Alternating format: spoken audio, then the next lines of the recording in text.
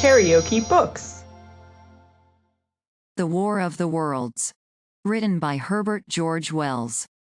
Chapter 25. Dead London. After I had parted from the artilleryman, I went down the hill, and by the High Street across the bridge to Lambeth. The red weed was tumultuous at that time, and nearly choked the bridge roadway, but its fronds were already whitened in patches by the spreading disease that presently removed it so swiftly. At the corner of the lane that runs to Putney Bridge Station I found a man lying. He was as black as a sweep with the black dust, alive, but helplessly and speechlessly drunk. I could get nothing from him but curses and furious lunges at my head. I think I should have stayed by him but for the brutal type of his face. There was black dust along the roadway from the bridge onwards, and it grew thicker in Fulham. The streets were horribly quiet. I got food, sour, hard, and mouldy, but quite eatable, in a baker's shop here. Some way towards Walham Green the streets became clear of powder, and I passed a white terrace of houses on fire. The noise of the burning was an absolute relief. Going on towards Brompton, the streets were quiet again. Here I came once more upon the black powder in the streets and upon dead bodies. I saw altogether about a dozen in the length of the Fulham road. They had been dead many days, so that I hurried quickly past them. The black powder covered them over, and softened their outlines. One or two had been disturbed by dogs.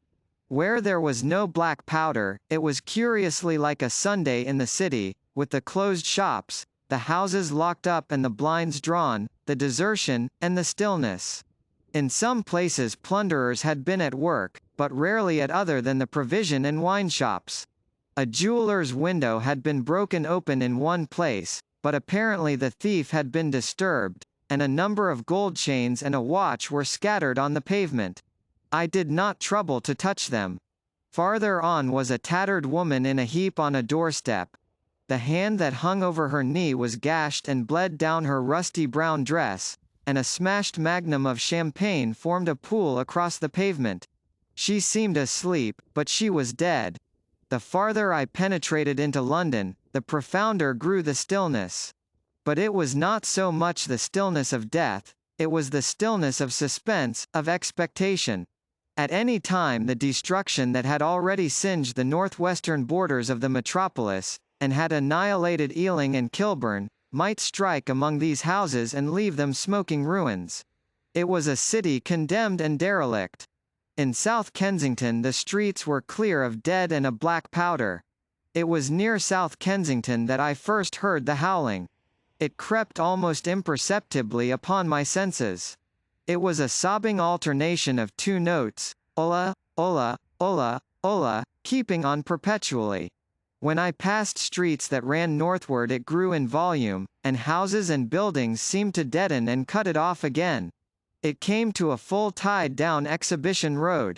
I stopped, staring towards Kensington Gardens, wondering at this strange, remote wailing.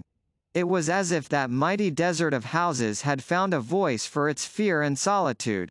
Ola, ola, ola, ola, wailed that superhuman note. Great waves of sound sweeping down the broad, sunlit roadway, between the tall buildings on each side. I turned northward, marvelling, towards the iron gates of Hyde Park. I had half a mind to break into the Natural History Museum and find my way up to the summits of the towers, in order to see across the park. But I decided to keep to the ground, where quick hiding was possible, and so went on up the Exhibition Road. All the large mansions on each side of the road were empty and still, and my footsteps echoed against the sides of the houses.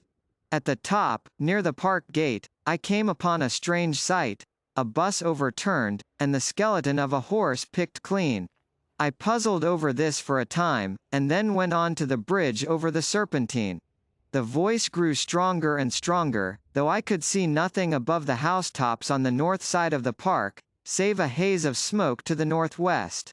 Ola, ola, ola, ola, cried the voice, coming, as it seemed to me, from the district about Regent's Park. The desolating cry worked upon my mind. The mood that had sustained me passed. The wailing took possession of me. I found I was intensely weary, footsore, and now again hungry and thirsty. It was already past noon. Why was I wandering alone in this city of the dead? Why was I alone when all London was lying in state, and in its black shroud? I felt intolerably lonely. My mind ran on old friends that I had forgotten for years. I thought of the poisons in the chemist's shops, of the liquors the wine merchants stored. I recalled the two sodden creatures of despair who, so far as I knew, shared the city with myself. I came into Oxford Street by the Marble Arch, and here again were black powder and several bodies, and an evil, ominous smell from the gratings of the cellars of some of the houses. I grew very thirsty after the heat of my long walk. With infinite trouble I managed to break into a public house and get food and drink. I was weary after eating, and went into the parlour behind the bar, and slept on a black horsehair sofa I found there. I awoke to find that dismal howling still in my ears, "Ola, ola, ola, ola." It was now dusk, and after I had routed out some biscuits and a cheese in the bar, there was a meat safe, but it contained nothing but maggots. I wandered on through the silent residential squares to Baker Street. Portman Square is the only one I can name, and so came out at last upon Regent's Park. And as I emerged from the top of Baker Street, I saw far away over the trees in the clearness of the sunset the hood of the Martian giant from which this howling proceeded. I was not terrified. I came upon him as if it were a matter of course. I watched him for some time, but he did not move. He appeared to be standing and yelling, for no reason that I could discover. I tried to formulate a plan of action. That perpetual sound of "ola, ola, ola, ola" confused my mind. Perhaps I was too tired to be very fearful. Certainly I was more curious to know the reason of this monotonous crying than afraid. I turned back away from the park and struck into Park Road, intending to skirt the park, went along under shelter of the terraces, and got a view of this stationary, howling Martian from the direction of St. John's Wood. A couple of 100 yards out of Baker Street I heard a yelping chorus, and saw, first a dog with a piece of putrescent red meat in his jaws coming headlong towards me, and then a pack of starving mongrels in pursuit of him. He made a wide curve to avoid me, as though he feared I might prove a fresh competitor. As the yelping died away down the silent road, the wailing sound of "ola, ola, ola, ola" reasserted itself. I came upon the wrecked handling machine halfway to St. John's Wood Station. At first I thought a house had fallen across the road. It was only as I clambered among the ruins that I saw, with a start, this mechanical Samson lying, with its tentacles bent and smashed and twisted, among the ruins it had made. The forepart was shattered. It seemed as if it had driven blindly straight at the house, and had been overwhelmed in its overthrow. It seemed to me then that this might have happened by a handling machine escaping from the guidance of its Martian. I could not clamber among the ruins to see it, and the twilight was now so far advanced that the blood with which its seat was smeared, and the gnawed gristle of the Martian that the dogs had left, were invisible to me. Wondering still more at all that I had seen, I pushed on towards Primrose Hill. Far away, through a gap in the trees, I saw a second Martian, as motionless as the first, standing in the park towards the zoological gardens, and silent. A little beyond the ruins about the smashed handling machine I came upon the red weed again, and found the Regent's Canal a spongy mass of dark red vegetation. As I crossed the bridge, the sound of "ola, ola, ola, ola" ceased. It was, as it were, cut off. The silence came like a thunderclap. The dusky houses about me stood faint and tall and dim. The trees towards the park were growing black. All about me the red weed clambered among the ruins, writhing to get above me in the dimness. Night, the mother of fear and mystery, was coming upon me. But while that voice sounded the solitude, the desolation, had been endurable. By virtue of it London had still seemed alive, and the sense of life about me had upheld me. Then suddenly a change, the passing of something, I knew not what, and then a stillness that could be felt. Nothing but this gaunt quiet. London about me gazed at me spectrally. The windows in the White Houses were like the eye sockets of skulls. About me my imagination found 1,000 noiseless enemies moving. Terror seized me, a horror of my temerity. In front of me the road became pitchy black as though it was tarred, and I saw a contorted shape lying across the pathway. I could not bring myself to go on. I turned down street. John's Wood Road, and ran headlong from this unendurable stillness towards Kilburn. I hid from the night and the silence, until long after midnight, in a cabman's shelter in Harrow Road.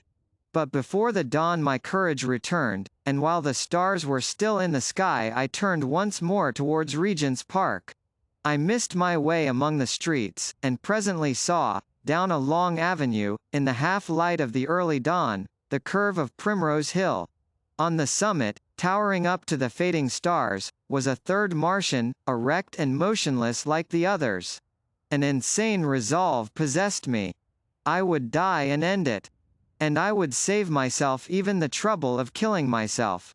I marched on recklessly towards this Titan, and then, as I drew nearer and the light grew, I saw that a multitude of black birds was circling and clustering about the hood. At that my heart gave a bound, and I began running along the road. I hurried through the red weed that choked street. Edmund's Terrace, I waded breast high across a torrent of water that was rushing down from the waterworks towards the Albert Road, and emerged upon the grass before the rising of the sun. Great mounds had been heaped about the crest of the hill, making a huge redoubt of it. It was the final and largest place the Martians had made, and from behind these heaps there rose a thin smoke against the sky. Against the skyline an eager dog ran and disappeared. The thought that had flashed into my mind grew real, grew credible. I felt no fear, only a wild, trembling exultation, as I ran up the hill towards the motionless monster. Out of the hood hung lank shreds of brown, at which the hungry birds pecked and tore. In another moment I had scrambled up the earthen rampart and stood upon its crest, and the interior of the redoubt was below me. A mighty space it was, with gigantic machines here and there within it, huge mounds of material and strange shelter places. And, scattered about it, some in their overturned war machines, some in the now rigid handling machines, and a dozen of them stark and silent and laid in a row, were the Martians, dead, slain by the putrefactive and disease bacteria against which their systems were unprepared. Slain as the redweed was being slain. Slain, after all man's devices had failed, by the humblest things that God, in his wisdom, has put upon this earth. For so it had come about, as, indeed, I and many men might have foreseen had not terror and disaster blinded our minds. These germs of disease have taken toll of humanity since the beginning of things, taken toll of our pre-human ancestors since life began here. But by virtue of this natural selection of our kind we have developed resisting power. To no germs do we succumb without a struggle, and to many, those that cause putrefaction in dead matter, for instance, our living frames are altogether immune. But there are no bacteria in Mars, and directly these invaders arrived, directly they drank and fed, our microscopic allies began to work their overthrow.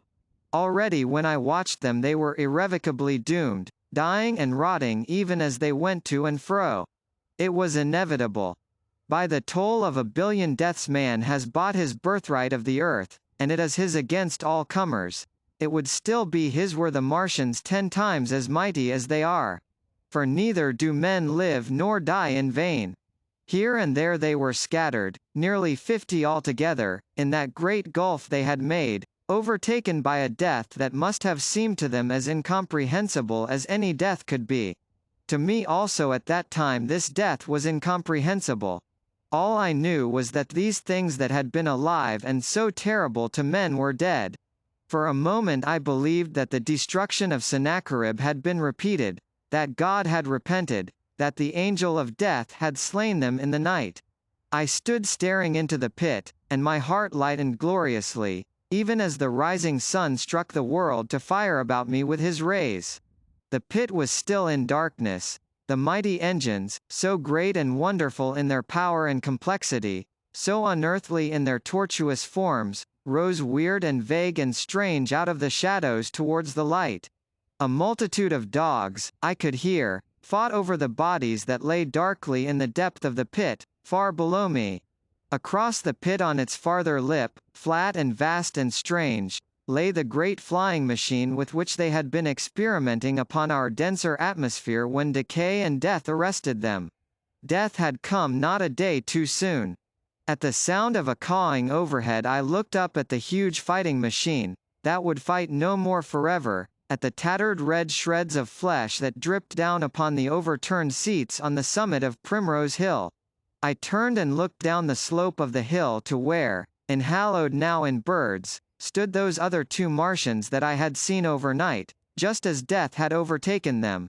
The one had died, even as it had been crying to its companions. Perhaps it was the last to die, and its voice had gone on perpetually until the force of its machinery was exhausted. They glittered now, harmless tripod towers of shining metal, in the brightness of the rising sun. All about the pit, and saved as by a miracle from everlasting destruction, stretched the great mother of cities. Those who have only seen London veiled in her sombre robes of smoke can scarcely imagine the naked clearness and beauty of the silent wilderness of houses. Eastward, over the blackened ruins of the Albert Terrace and the splintered spire of the church, the sun blazed dazzling in a clear sky, and here and there some facet in the great wilderness of roofs caught the light and glared with a white intensity. Northward were Kilburn and Hampstead, blue and crowded with houses. Westward the great city was dimmed. And southward, beyond the Martians, the green waves of Regent's Park, the Langham Hotel, the dome of the Albert Hall, the Imperial Institute, and the giant mansions of the Brompton Road came out clear and little in the sunrise, the jagged ruins of Westminster rising hazily beyond. Far away and blue were the Surrey Hills, and the towers of the Crystal Palace glittered like two silver rods. The dome of St. Paul's was dark against the sunrise, and injured, I saw for the first time, by a huge gaping cavity on its western side. And as I looked at this wide expanse of houses and factories and churches, silent and abandoned, as I thought of the multitudinous hopes and efforts, the innumerable hosts of lives that had gone to build this human reef, and of the swift and ruthless destruction that had hung over it all. When I realized that the shadow had been rolled back, and that men might still live in the streets, and this dear vast dead city of mine be once more alive and powerful, I felt a wave of emotion that was near akin to tears.